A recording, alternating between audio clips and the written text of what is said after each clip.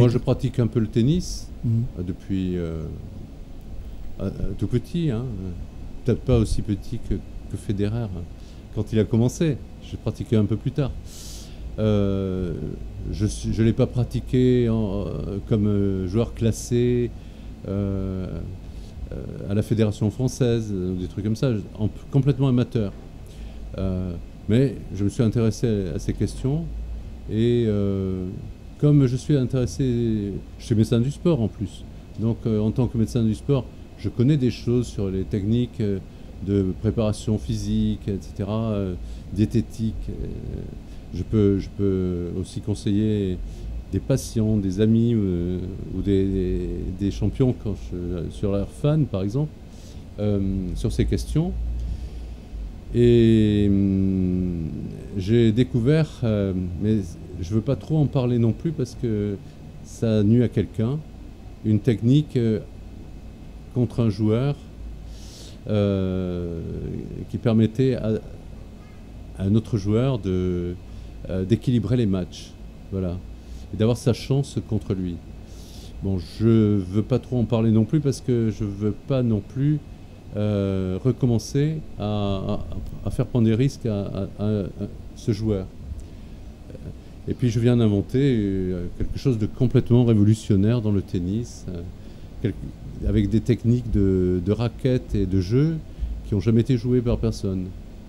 Et là, je ne peux pas vous préciser pour l'instant, parce que ça doit rester, d'après moi, pour l'instant, un peu top secret, cette question-là. Après, il y a des inventions que j'ai faites pour des raisons précises, par exemple sur les avions, sur les hélicoptères, etc., pour sauver des gens, pour sauver des vies. Parce qu'il y a eu des graves accidents. Je crois que c'est un Boeing en 93 qui s'est écrasé.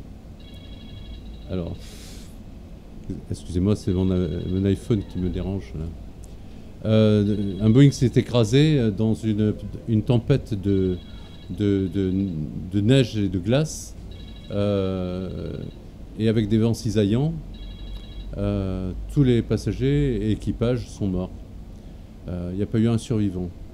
Bon, ça m'a frappé, et donc j'ai inventé une technique que je vais essayer de communiquer à des fabricants d'avions. Alors j'en ai déjà parlé à Toulouse pour des gens qui travaillaient chez Airbus, mais je n'ai pas précisé l'invention pour l'instant, parce que là je pense qu'une invention comme ça, il faut déposer un brevet, hein. C'est un truc sérieux. Et pour les hélicoptères, bon, là je suis prêt à donner mon idée, c'est pour éviter que les hélicoptères, en cas de panne moteur, ne s'écrasent et tuent des gens, quoi. Voilà. Après, bon, c'est un peu au quotidien, tout ce que je touche ou qui fonctionne pas bien ou qui a tel ou tel défaut de fabrication ou quoi, il arrive souvent, très souvent, que je le modifie, que je l'améliore, etc. J'ai inventé un peu dans tous les domaines, hein, pas de spécialité particulière. Et pour revenir à cette invention que vous avez fait pour le tennis, oui. Qu'est-ce qui s'est passé avec cette invention? Qu'est-ce que vous avez fait avec ça? Pour l'invention de l'anti-lift de tennis. Oui. Bon, c'était une invention d'une technique pour contrer un lift pratiquement injouable d'un joueur. Mais je vous dis, j'ai l'impression que à partir du moment où j'ai donné cette solution, ce joueur a souffert de l'application de cette technique et je ne veux plus la divulguer, quoi. Au contraire, j'ai envoyé à ce joueur des conseils pour éviter qu'on lui joue cette technique anti-lift. Donc il faut de varier à l'extrême son jeu et depuis ça a bien marché et on ne peut plus vraiment le contrer. Alors vous avez envoyé des mails à lui? Oui. Ouais. Et il a répondu? Non, il n'a pas répondu. J'attends pas qu'il réponde. Je suis un fan de certains champions. Je sais qu'ils ont des milliers de correspondants, des millions de correspondants. ils peuvent pas répondre à tous les fans, hein. Donc, j'attendais pas de réponse. Mais la réponse, pour moi, c'est l'application de la technique. Et quand je vois que l'application d'une technique donne le résultat attendu, ben, je vois qu'il a bien compris ce qu'il faut faire. Et c'est ma satisfaction, à moi, de voir ça. Pourquoi vous êtes devenu un fan? Un fan? Oui. Parce que c'est des très grands joueurs. Ils sont fantastiques. Tous mes amis sont les fans de Federer ou de Nadal. Moi, je suis pas trop un fan de Djokovic parce que je pense que Djokovic, il n'a pas besoin de fans d'abord. Et au milieu de on va dire, cette rivalité entre Nadal et Federer, il a tiré les marrons du feu plus qu'il n'aurait dû le faire, quoi. Donc, non, je suis un fan plutôt de Federer et de Nadal. Bon, j'ai pas de préférence actuellement pour l'un ou pour l'autre, hein. Chacun dans son style particulier est le meilleur. Bon, ce que j'ai bien aimé cette année, c'est que Nadal batte Federer à Roland-Garros, ça c'est tout à fait dans l'ordre, et que Federer batte Nadal à Wimbledon. Je trouvais que ça c'était enfin un rééquilibrage des valeurs relatives des deux, quoi. Ouais. C'est ce que je voulais au départ. Ouais. D'ailleurs, ils se tiennent à très peu de choses, hein. Nadal a gagné 16 grands chelems, ou 15, je sais pas, non 15. Djokovic 16, Federer 20. Ils se tiennent à 3-4 grands chelems. Bon, c'est des chiffres fantastiques, hein, qui n'avaient jamais été atteints. Jusqu'à Federer, le record était détenu par Sampras avec 14 grands chelems. Et derrière, c'était des gens comme Rod Laver, Björn Borg, etc., qui étaient à 11 grands chelems. Bon, ils ont écrasé complètement l'histoire du tennis, tous les trois, là. Voilà. Et une dernière question, pourquoi vous êtes devenu inventeur? Oui, alors là, la question dont j'ai parlé déjà, c'est que oui, je crois que c'est dans les gènes. Mon père était chercheur. Lui aussi, il était bricoleur. Il modifiait un peu tout ce qui touchait, lui aussi. J'étais tout petit. Mais c'est pas son exemple, hein.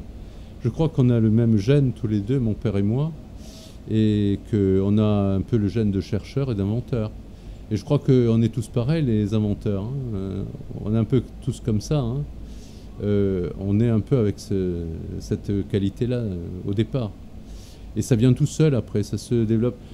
On n'a pas à chercher, comme disait je ne sais plus qui, il y a les chercheurs d'un côté qui ne sont pas nécessairement des inventeurs, et les inventeurs inventent presque sans chercher, hein, souvent. Il me vient des idées. La dernière idée que j'ai trouvée au tennis, je ne l'ai pas cherchée. Un matin, je me dis, mais pourquoi ils ne font pas comme ça? C'est pas possible. Pourquoi ils n'ont jamais joué comme ce que je venais d'imaginer là? Puis après, j'ai pris mes raquettes, j'ai testé les coups. Bon, je ne les ai pas encore mis au point, mais ils sont pas loin d'être mis au point. Ils sont très naturels à jouer, mais personne. Il faut dire que je suis ambidextre. Je peux tenir la raquette de deux mains. Ça doit intervenir dans la question. Parce que l'idée de tenir la raquette comme j'ai imaginé de le faire, elle ne serait pas venue à quelqu'un qui n'est pas ambidextre. Ça, c'est certain. Mais après, une fois que les choses sont mises en place comme ça, ouais, c'est vrai que c'est étonnant pour moi que personne n'ait jamais tenté ça. Et le jour où ce sera joué comme ça va révolutionner le tennis. Ce serait bien... Pour Federer ou pour Nadal, Nadal est plus porté, plus prêt à jouer ça parce qu'il est ambidextre, lui. Il n'est pas vraiment ambidextre, c'est un gaucher contrarié. Mais je sais qu'il a commencé à jouer au tennis de la main droite, que tout petit, il était gaucher, qu'on l'a forcé à devenir droitier pour écrire, pour manger, etc. Et qu'en fait, il a les deux, il est ambidextre, il est devenu ambidextre naturellement, tout petit. Cette technique, donc, Nadal serait plus à même de l'apprendre que Federer. Mais ce serait un peu plus long pour Federer, ça prendrait au moins 6 mois pour jouer des deux mains. Quand j'ai appris, ça m'a pris 6 mois. Mais après, s'il applique toute la technique intégralement que je viens d'inventer, il va devenir imbattable. Celui qui fera ça va devenir imbattable pendant au moins 6 mois, 2 ans. 6 mois à 2 ans. Bon, Federer, il a 38 ans maintenant. Hein, il vient de passer sa 38e année.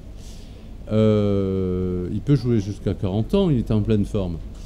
Et bon, s'il met au point cette technique en 6 mois, il peut jouer pendant toute une année et gagner tous les grands chelems. Tous les grands chelems comme Rod Laver la même année, quoi. Comme on dit, le grand chelem, comment il s'appelle ça? Je sais plus, ça porte un nom. Gagner les 4 grands chelems la même année. Il n'y a que Rod Laver et un ancien joueur bien avant l'époque de l'Air Open qui l'a fait. C'était pas le même monde de tennis. Hein. Donc il serait le deuxième à le faire dans l'Air Open. Il a essayé, hein. Djokovic l'a fait, mais il n'a pas fait la même année.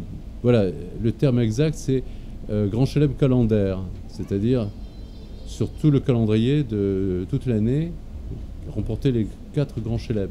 Roland Garros, Wimbledon, US Open et auparavant les internationaux d'Australie. Voilà ce que je viens d'avoir. Mais je n'ai pas cherché, ça m'est venu tout seul un matin. Je me suis levé, mais pourquoi ils n'ont jamais joué comme ça? Merci, avec plaisir.